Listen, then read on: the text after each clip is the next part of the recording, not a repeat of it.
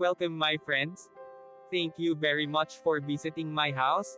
And sorry, the other parts of my videos, camera, are replicating, blur, or bright, because it's my time that I did it on purpose so that other people who pass by on the walking street in Balibago won't expose their faces too much.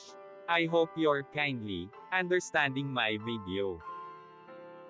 Now, sit and listen the history of the walking street, and I will also show you what is happened inside the walking street. If you have been here, please watching the beautiful sight at the walking street, Fields Avenue, Balibago, Angeles City.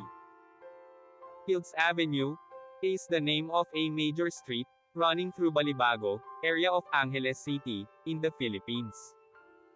It is the center of the red light district and the bar scene of the biggest entertainment district of the Philippines.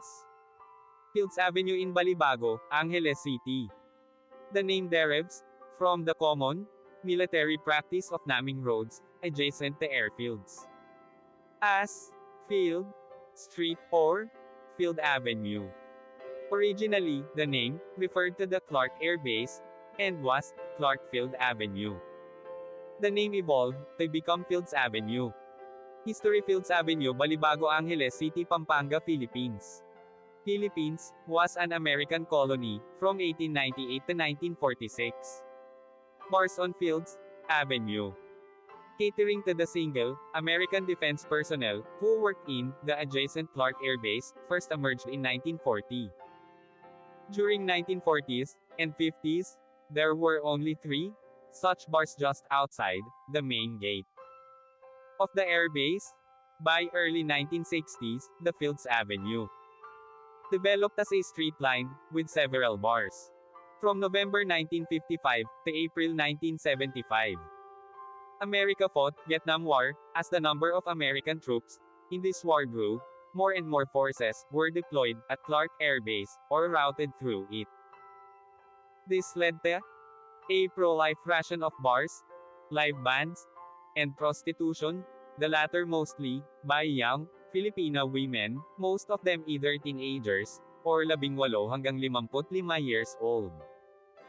By the 1970s, there were more than 150 bars and prostitution joints along Fields Avenue. This led to a mushrooming of related ancillary industries in the vicinity, namely music bands, hotels, doctors, hairdressers, and money exchange transfer services.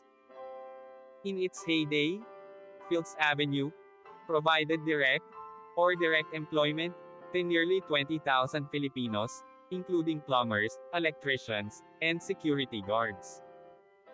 In the 1980s, though the American presence remained steady, the bars and prostitution shops continued to proliferate.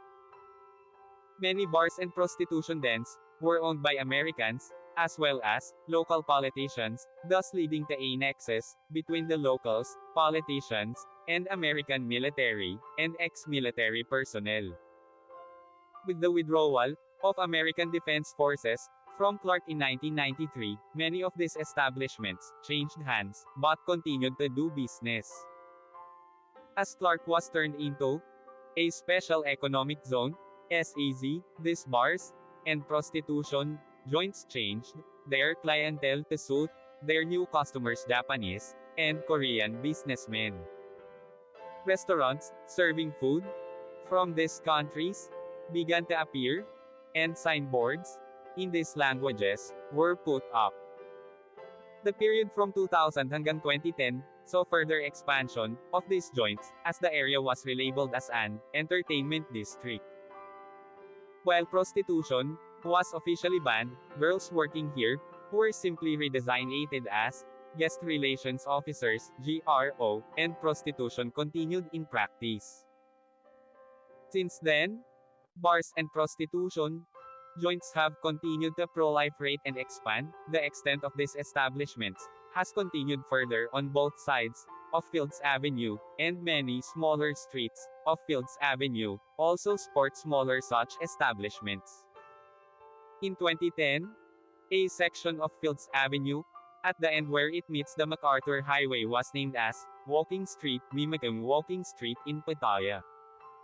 This section was made pedestrians only, with road traffic banned from 6 p.m. to 6 a.m.